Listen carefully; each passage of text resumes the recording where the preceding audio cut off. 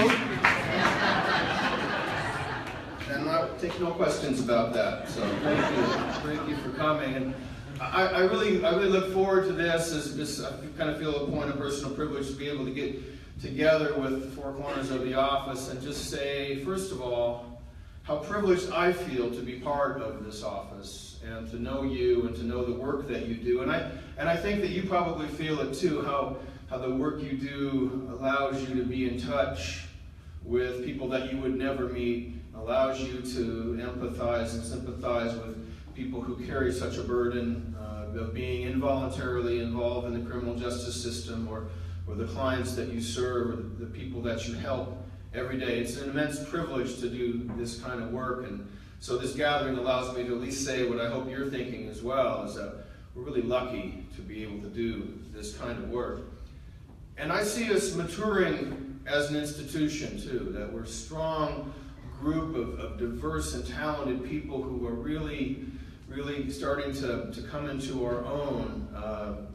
And fortunately, we have deep within our office, I think, a strong sense of innovation within our DNA. And that's important for institutions, because institutions that don't change, either they get stale and they crumble away, or worse, they begin to serve their own interests and forget what it was that caused them to be created in the first place. So when I think about the great institutions of the Northwest, places like Microsoft and Amazon and Starbucks, I think also about our place in that legion of great institutions. Those places have a strong core function, they have an ethic of innovation, and they have a recognizable brand. You think about it. Microsoft, the core function of Microsoft has always been software, and now the cloud and office systems. And that's what pays the bills over at Microsoft. But they also have a strong ethic of innovation. They know if they stop innovating, that they will crumble away. Now I have a desk drawer full of Zooms and Windows phones to show you that they try to innovate, and it's not always great success. And I'm sorry I made you buy Windows phones. That was a locally sourced organic product I thought we would try to support.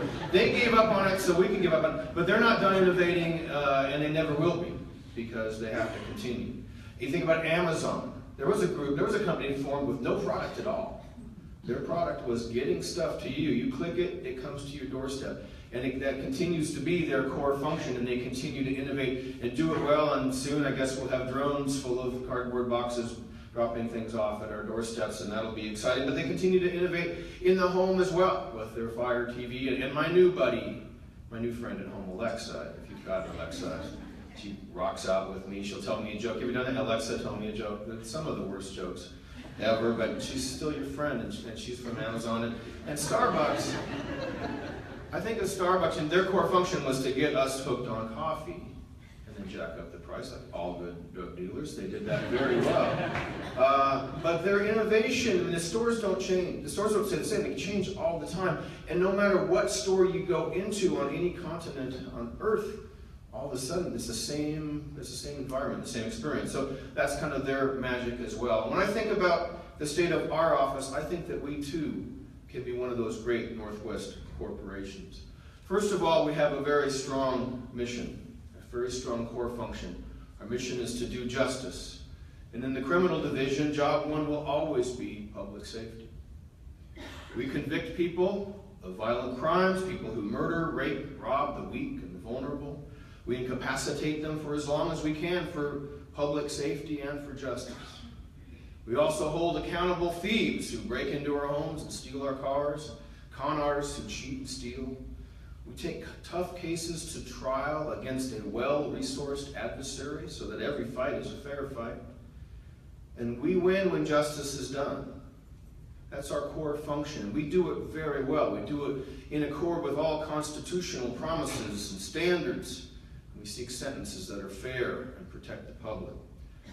When you think about the amazing work within the criminal division, whether it's in HVAC or MDOP, SAU, domestic violence, where now more than half of the felony assaults come out of the domestic violence unit, felony trial unit, ECU, district court, keeping the roads safe, being aggressive in DUI prosecutions, all of those things should make us proud. They are amazing efforts and they yield tremendous results. A couple of cases I just wanted to share that happened recently. One was a simple domestic violence case, or so we thought. A man who was charged in municipal court for assaulting his wife, and after charges were filed, he escalated his behavior, began to threaten to kill witnesses and his wife. And investigation by the police and work by our team revealed that this woman was not his wife, but was his niece. And he had taken her as a juvenile, as a very young girl from home country in the Middle East, brought her over here and raped her and forced her to live as his wife. Bridget Merriman and Jay Ashworth and Brittany Baker took this case to trial. He was convicted of rape in the second degree, domestic violence, intimidating a witness. He was given a sentence of 172 months. And it just shows that when you get a case that looks like something on the surface, the harder that we work reveals a much deeper and darker series of crimes. Another case I wanted to highlight, Hugh Barber and Wes Brenner took this case to trial. A Canadian sex offender named Michael Stanley, who came down here and immediately got into trouble. Only 6 days after release on one count, he breaks into the home of a 69-year-old woman and rapes her. Violent sex offender who Hugh and Wes were able to get a 600-month sentence on. We were safe from this man, and the community's safe from this man. Another case that I was privileged to meet the victims' families on is Estate versus Leland Russell. This man was itching for a fight. He had a gun with him, and he was trying to get in a gun battle. He went into a perfectly peaceful Shell station where customers were simply trying to fill up their tanks and get a cup of coffee. And before long, he had shot and killed both of the employees of the Shell station. It was all captured on horrific video. Jessica Berliner and Carissa Taylor took this case to trial, and this man will never walk free again. So the things that we do at our core function are so important for the community and for community safety. But even within our core function, we continue to innovate. And one of the things that I'm really excited about coming up this year is the unveiling of our data-driven prosecution program. And we got a grant from the federal government to do this for a couple of years. We have a new crime analyst coming on who will look at all of the cases of shots fired and cases of gun violence from around the county, whether anybody's arrested or not. And from that database, we will be able to have a list of the hot spots and the hot people.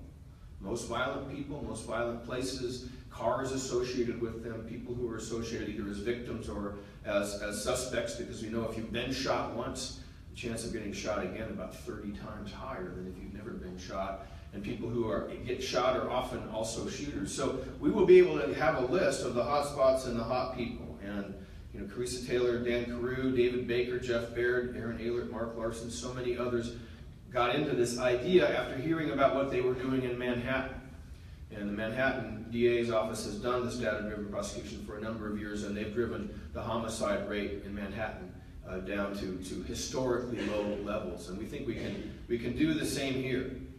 Later this year, we'll have speak with us David Kennedy, who is a leading criminologist in the area of community policing and data-driven policing. He's going to come out and help us modify and adjust our approach, and particularly to look at a unique feature which is called focused deterrence. Because if you're on our list of hot people, we think you should know. We think someone should tell you. Maybe it's not us, maybe it's somebody else. So say you're on our list. That means if you are convicted of crime, we're going to put you away as long as we can because you're a very violent person. But if you'd like help getting off of our list, there are some community resources.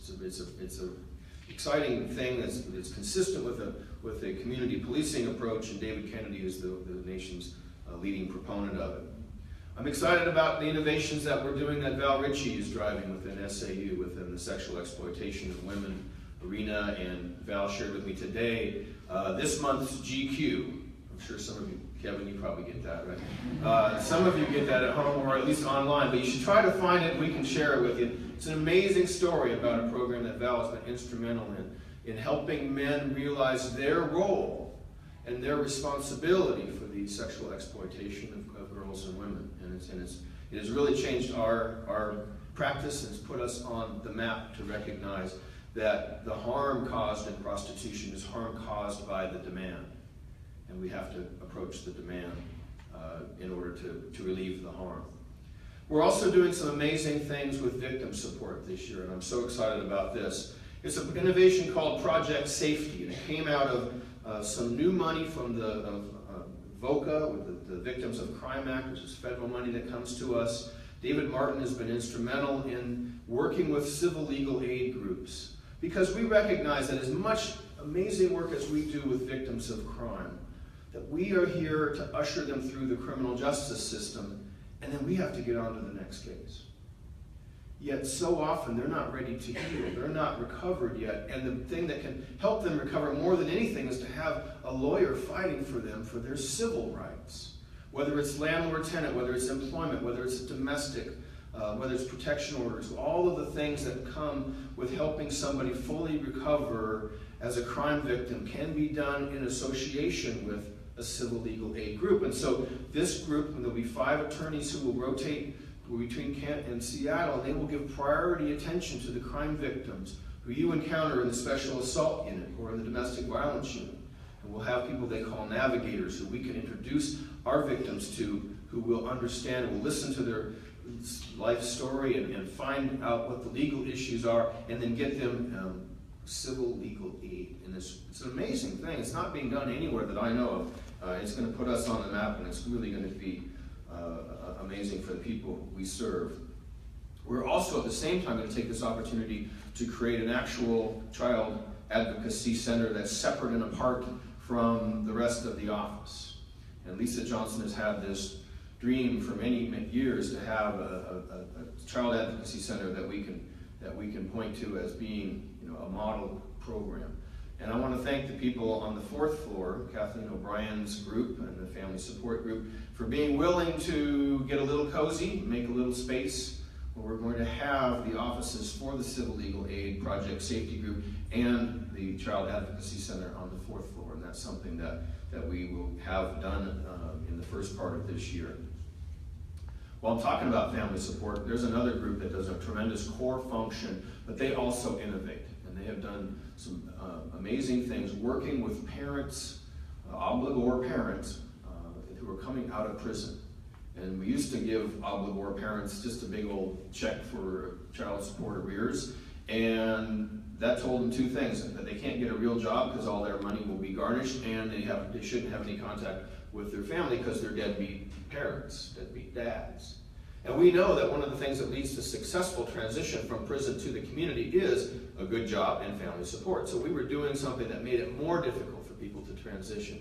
And the Family Support Unit has taken a completely different approach to this, working with parents who owe money, who are coming out of prison, to help them get education and job opportunities, and negotiating amounts that they can pay so they feel like they're part of their family's life, but it isn't so much that it drives them underground. So the Family Support section continues to do impressive work. In the Civil Division, the number of different things that Kevin Wright's group is doing right now, that some of you probably have not heard of.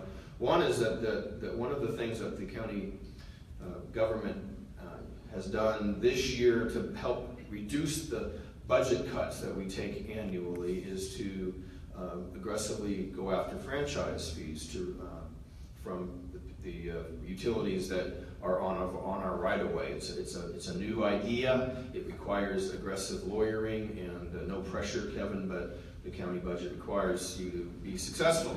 So, at the same time, they continue to do amazing work in the cleanup of the lower Duwamish River. So soon we'll be able to bring our blankets and our beach towels down to the lower Duwamish, right, Phil? No, not yet. Maybe not for a while, but someday we're going to get that restored to its close to its pristine original state. The Civil Division also worked very hard on the establishment of the East Side Rail Corridor, really once in a lifetime opportunity. It's like a 42-mile corridor that we can use for recreation and for transit. It was existing. You'd never be able to get it today, and it's going to offer all sorts of exciting opportunities for the county in the future. So the Civil Division continues to help make this a great place to live.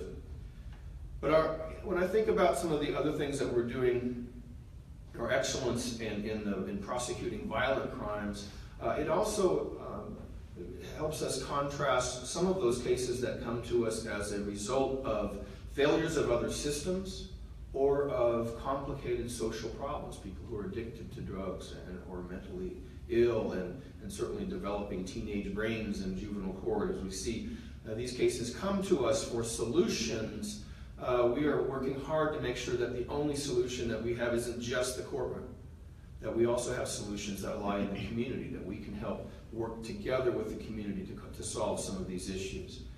The big one that we've been working on for years is in the area of illegal drugs. And we've had now the LEAD program in Seattle for 5 full years. We're in our 6th year. We have more than 500 people who've been helped in the LEAD program. Groups from around the country and around the world continue to come to Seattle and say, well, what are you doing? How does this work? And it's actually not that difficult. It turns out if you want to help people who have a drug addiction or mental illness as opposed to punish them, that you can do that and your results are going to be better. They're going to get arrested fewer times. They're going to get, many of them will get stabilized and be off the streets. And it's an intervention point. That arrest can be an intervention point where we can help, not just punish. That model has been now extended to something that's called familiar faces, that the executive branch has really been pushing. And what they did is they went back and they looked at the people who've been booked 4 or more times in the King County Jail, the 2 jails, in the last year.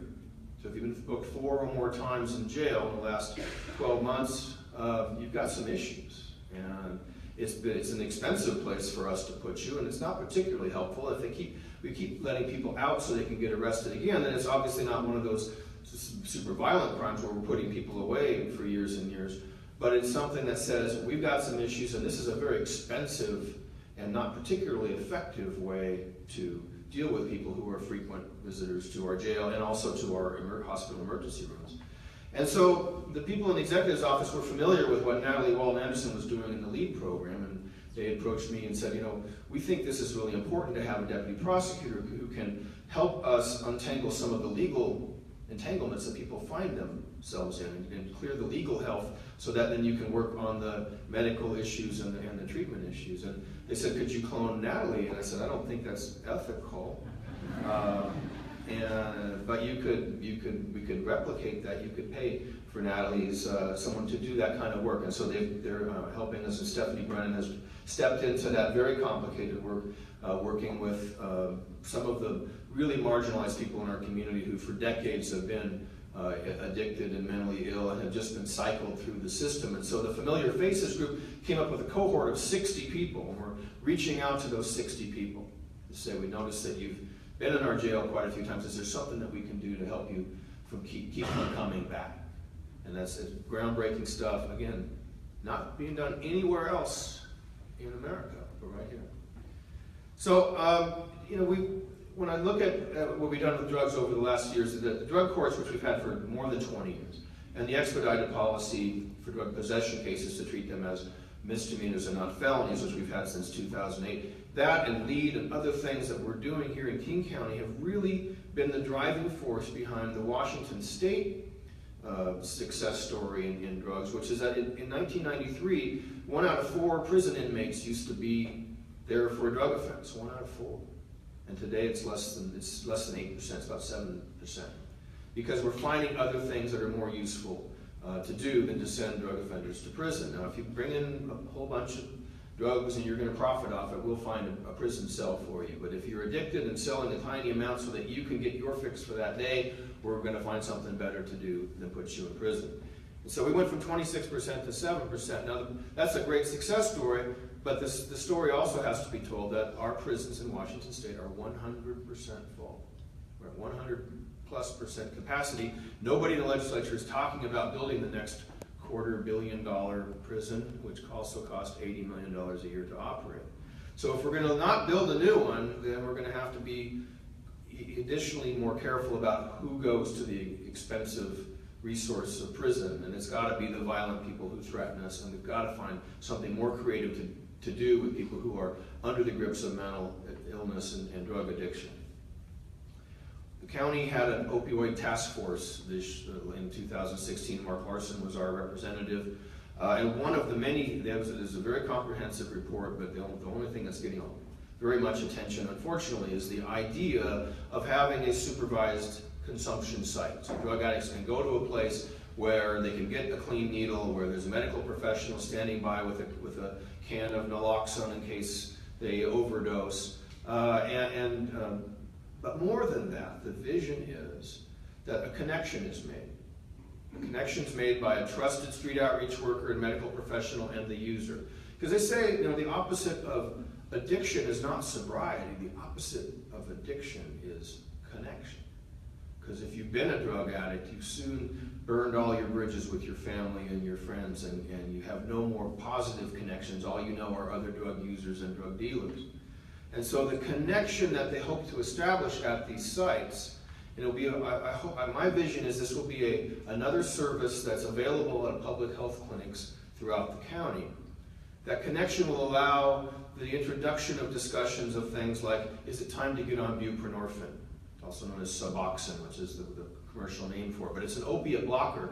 So a person who gets on medication-assisted treatment no longer has the daily cravings, no longer has the daily need to get a fix, and instead can start to focus on other things that need to be fixed in their life. Imagine if you woke up in a tent today somewhere under the freeway and you knew that if you didn't have heroin in the next 4 hours that you were going to start to get violently ill. Hundreds and hundreds of people have that experience every day. They think about, I got to go out and commit a crime. I got to go break into a car or a house, or I got to go sell my body. I got to do something so I don't start to get dope sick. Medication-assisted treatment can take that away. If you come to one of these sites and get your buprenorphine, then you won't need to do the crime, and you can start to focus on your health. So that's the idea behind the supervised injection sites, and we need to probably come up with a better name for them. But to me, it's something that the experts in public health are saying, this is how we can help people. And I think, having been here in the late 80s when we went from 300 drug felony cases to 3,000 drug felony cases in 3 years, I'm content this time to let the public health experts take over, because the criminal justice system can't do what we need to do to help people get better. When I look at the complex social problem of developing teenage brains, and if you have some of those in your household, you know what I'm talking about. We're doing some amazing things at juvenile court. And I give my hats off to Jimmy Hung and Emily Peterson and Stephanie Trollin and the other team up at Juvie who are continue to really make a name for our brand, the King County brand at juvenile court. We've had the 180 program now. It's in its 6th year. Last year we had more than 400 kids go through this program who otherwise would have been given a public defender and a court date. And you know what happens when you get a public defender? They tell you, don't talk about it, don't talk to your parents about it. Well, the 180 program says, no, we're going to talk about not so much what you did, but what you're going to do with your life. And the 180 program is a great example of the community coming to me and saying, let us help raise our kids. These are our kids, and they made a mistake. And rather than put them through court, let us help deliver an impactful message, tell them that we love them, which is a hard message for prosecutors to say to the kids, not their own. And let us ignite in them aspirations that we can help them accomplish. So it's been a tremendous partnership, and it's going to continue to evolve. And the next thing that happened, we've had a full year now of the FERS program under our belt. That's the Domestic Violence Diversion Program at juvenile court, where DV is not intimate partner violence, it's parents and kids, and it's kids and siblings. And the FERS program now being staffed by Pioneer Human Services, another great idea, example of a community-based solution to a complicated problem. Because if you're a parent, you call 911 because you're afraid of your child, you want help right now. You don't want to wait a year for the conviction of your child. You have to drive them to court to testify against them. You want help right now, and that's what the FERS program does. You get help right away with the family mediation program, the step-up program, other services that can help parents and help families learn to live together. Also at juvenile court, they're pioneering the way for school engagement to be part of it, to be a positive outcome of court involvement. And of school discipline that might result in expulsion from school. We're now finding seats in community college programs for those kids. We all know that kicking kids out of school is a terrible idea. We all know it leads to kids dropping out, and we know that if you drop out of high school, you're 5 times more likely to go to prison at some point during your life. We know all that. We're the adults in the room, yet we do it hundreds of times a year, and we're starting to change that. Our truancy program, so proud of those women in our truancy program are really reaching out to kids when they first start to miss either middle school or high school, because that's a red flag that we cannot ignore. And so we have ways to get those kids re-engaged in school. I think it's a great idea for prosecutors to be involved in truancy, because we know that if we don't keep kids in school, that we're going to see them later as criminal defendants.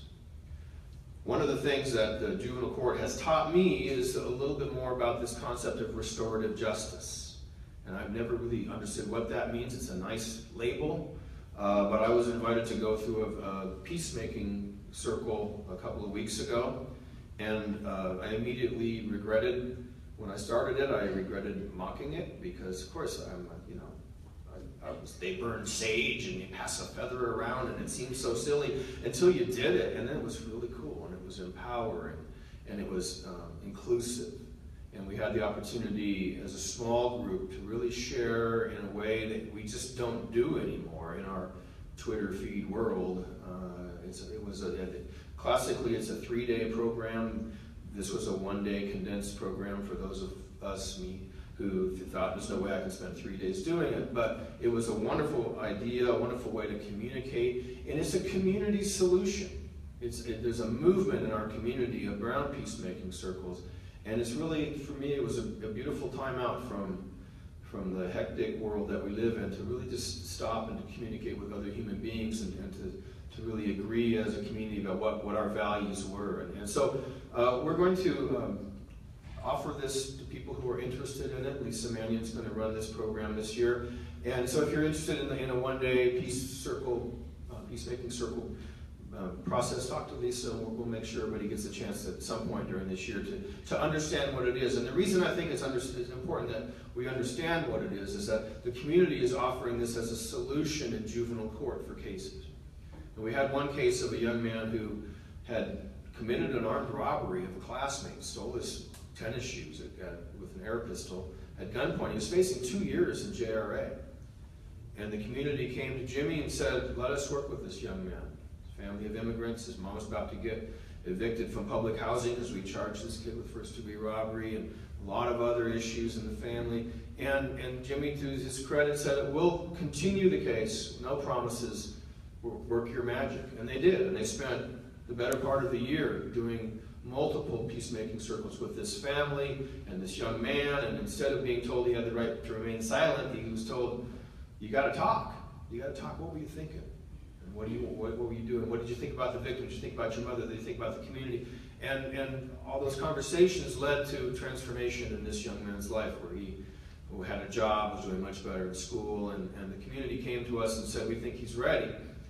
And the charges were reduced to misdemeanors. 200 people showed up at juvenile court supporting this process.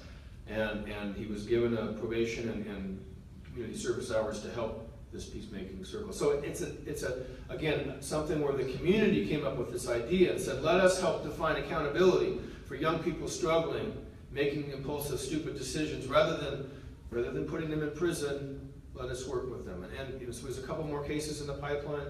Can we take it to scale? I don't know, but I think it's worth us letting the community experiment with this. There's also there's a lot of work going on with the new juvenile courthouse, and Civil Division has been very involved in making that go forward. And I have to say, I've been really disappointed by some of the community conversation about this, because what people have to understand is the new juvenile courthouse, that half of the work there, more than half of the work there, is dependency work. It's the state coming into parents saying, we're going to take your kids away because we think that you're abusive or you neglect your kids. And the court saying, well, parents, if you want to retain the right to be a parent of these children, you have to do these programs, none of which are located at that building. The building, by the way, I was a Rule 9 intern there in 1984.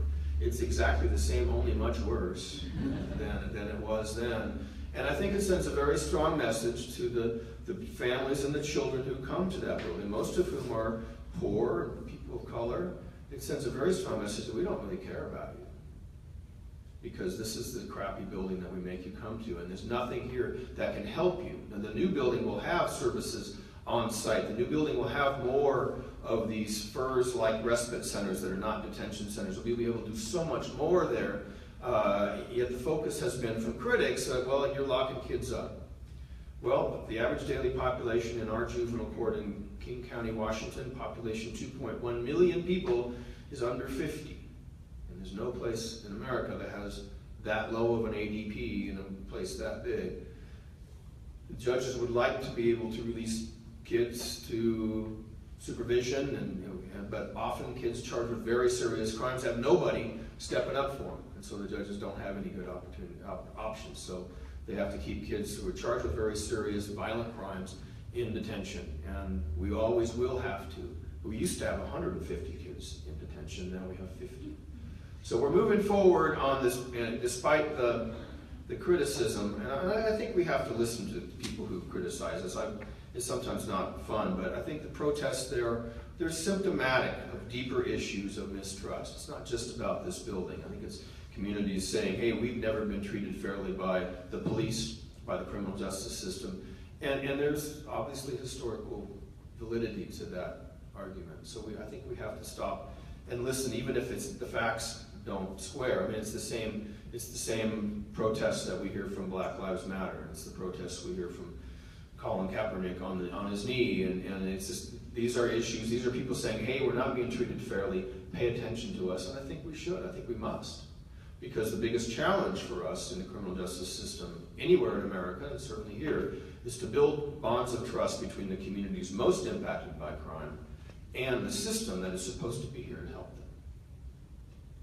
We also have to listen to concerns of victims. And an interesting national survey last year interviewed hundreds of crime victims about their experience. And this won't be a surprise to you, but when they look at the demographics of crime victims, they're exactly the same as the demographics of criminal defendants. They come from poor neighborhoods, they come from communities, sometimes they come from the same house. And their only difference is the victim is being beaten, robbed, or raped by the defendant. So social justice and equity runs on both sides of the aisle in the courtroom, and we know that, and we see that every single day. But the thing that I thought was telling is that the victims, when they were asked, what progress do you think should be made in the criminal justice system, is that overwhelmingly they said, we want a system that is designed to stop the criminal behavior. We just want this to stop. So if it's rehabilitation rather than long sentences, then we're for that. We just want it to stop, and we don't want it to happen to anybody else. So we've listened to our critics, we've listened to victims. We also need to listen to the community that's most impacted by crime. Last year, I was fortunate to be able to assemble a group of a couple of dozen people from the African American community in King County. They have come together as a council of advisors to me. They're from the clergy, they're from education, they're from community service agencies, and they're very excited to be invited into our power. They see us as having the power to really make a difference, and we see them as having the power to really shape a system that can be more impactful. One of the things that they want to do is to create a diversion program for more serious cases in juvenile court that they think will be much more impactful. It won't be the 4-hour workshop and the 180 program. It'll be much more designed to change the life of a young person.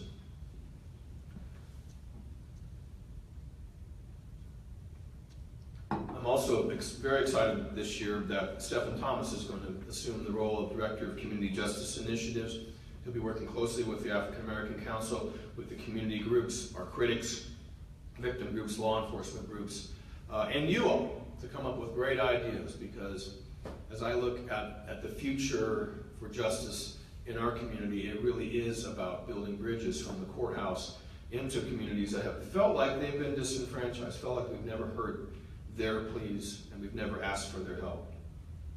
We also have, and I want to also shout out to Lisa Mangan and Carla Lee, who have been doing all this work all along, and all of this would never have happened except for them, and we're glad to have Stephen come in and help us, because it's getting to be kind of busy. Our bandwidth is getting to be kind of full. I also want to shout out that part of our necessary innovation is also how we communicate with our community. There used to be, when I started here in 1985, there was a room down on the 3rd floor where we had 3 or 4 different daily newspapers. We had a couple of different TV stations and radio stations who permanently had a reporter assigned to the courthouse. Clearly those days are gone. And if we want to tell our story, we have to tell it ourselves. And so Shelley Know through the Facebook world, and by the way, we are on Facebook Live. Hello, Facebook Live. Like us on Facebook. And we have a TV station, a TV show called The Prosecutor's Partners on County TV, and a radio show called Community Justice Radio on KVRU FM 105.7. Michael Hepburn is my producer when we are interviewing people who are making a difference for justice in our community. We're helping them tell their stories as well as tell ours. So if you have ideas about the kinds of stories that we ought to tell, talk to Shelley, talk to Lisa and Carla, talk to Michael or myself, because I think educating the public about what we do and what we believe in is a big step toward building that trust. We also have the opportunity, I am the co-chair of the statewide Reentry Council, created by the legislature a year ago, to help advise the state of Washington what we should do to help people more successfully transition from prison to ultimately being a taxpayer, because that's what we want. About 7,000 people a year are released from Washington State Prison, and 1 out of 3 of them is going to be back in prison in 3 years. And if we're ever going to avoid building that next prison, we've got to take that 33% failure rate. And of course, that doesn't count the people who go back to prison in 4 years, or people who go to jail, or people who are homeless. That's just people who go back to DOC in 3 years, which you have to be pretty ambitious to do. If we could take that 33% failure rate down to, say, 20% or 15%, imagine that we might be able to avoid building that $250 million prison. And all we have to do is invest in little things that matter to people. Like, you got to have a place to live, at least for a while. You got to have a job or some education. You got to have hope. You got to have opportunities, and you have to have less of a stigma that follows you into the community after you've already paid your debt to society. So, I mean, people say, well, why would a prosecutor care about that? Well, why shouldn't we care about that? Because a better transition means lower recidivism, which means fewer crimes, which means more public safety, and a better use of public dollars. To me, it's not rocket science, it's social science, which makes it much, much harder. So I think we have to have 3 things in order to achieve community justice here in King County, and we have them all. First, we have to have a prosecutor's office that is excellent at its core function and that can approach the community with a spirit of innovation and a partnership. Help us with these complex social problems. We'll take care of the serious violent stuff, but help us with this other stuff. Second, we need a community that's ready to step up and fill that role. And we have community nonprofit providers who are so excited to be part of this conversation. And the third thing we need is money. Money to pay the community for the value that they bring. And we have that here. Between the Best Starts for Kids and the MID Fund, that's $115 million a year that we have in King County. And that a lot of that money will be devoted to helping keep kids in school, helping keep people out of the criminal justice system, and helping people transition to a healthier life after they've been involved. So we have it. We have it here. We have everything like we need, like Microsoft and Amazon and Starbucks. We have a strong core business model that people crave and people respect. We're excellent at delivering that professional product, but we also are willing to, with humility, say, we don't have all the answers, community. Help us fix some of these community problems that aren't going to be fixed in the courtroom and aren't going to be fixed in the jail cell. So I call our brand Community Justice, and I came up with that name because I think about Reverend Dr. Martin Luther King, the namesake of our county, and he used to talk about something called the beloved community. And he said, we are tied together in the single garment of destiny, caught in an inescapable network of mutuality. Beautiful words that just say, hey, we're all in this together. We all depend on each other. And we can either go to war against each other, or we can work together. This recognition should cause us to hesitate to act unilaterally when it comes to justice in these complicated social arenas, these areas of youth and areas of drug addiction and mental illness particularly. We're stronger when we work with the community and they trust us more, and we'll need them. We'll need those bonds of trust when tough times happen. I think about it as exercising power with love. And I come back to this quote from Dr. King 50 years ago as he spoke before the Southern Leadership Conference. He said, "Now a lot of us are preachers, and all of us have moral convictions and concerns, and so often we have problems with power. But there's nothing wrong with power if power is used correctly. You see, what happened is that some of our philosophers got off base. And one of the great problems of history is that the concepts of love and power have usually been contrasted as opposites, as polar opposites. So that love is identified with a resignation of power and power with a denial of love." He goes on to say, now we got to get this thing right. What is needed is a realization that power without love is reckless and abusive. And that love without power is sentimental and anemic. Power at its best, he says, is love implementing the demands of justice. And justice at its best is love correcting everything that stands against love. And this is what we must see as we move on. This is the fiery speech he finished with one of my favorite lines, is that the moral arc of the universe is long, but it bends toward justice.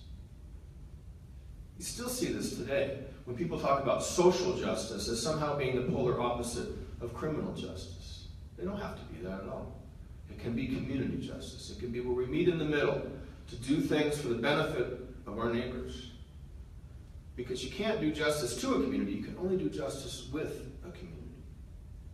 I was reminded of this on Saturday when I was privileged to be among 130,000 of my closest friends marching down 4th Avenue in what they called the Women's March, but it was a community march. It was people standing up for whatever reason, people concerned about the patriarchal oligarchy that's forming back on the other Washington, people who really just want to say, we have the power to do what we want to do. This is our community. We want to love each other the way we want to love each other. We want to rule each other the way we want to exercise power with love here in King County. We don't have to ask the White House for permission to develop the community that we want.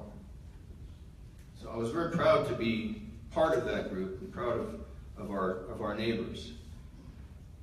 I think our office is very well positioned to be one of the great institutions in the Northwest, with a strong core function, with innovation, and with this community justice brand.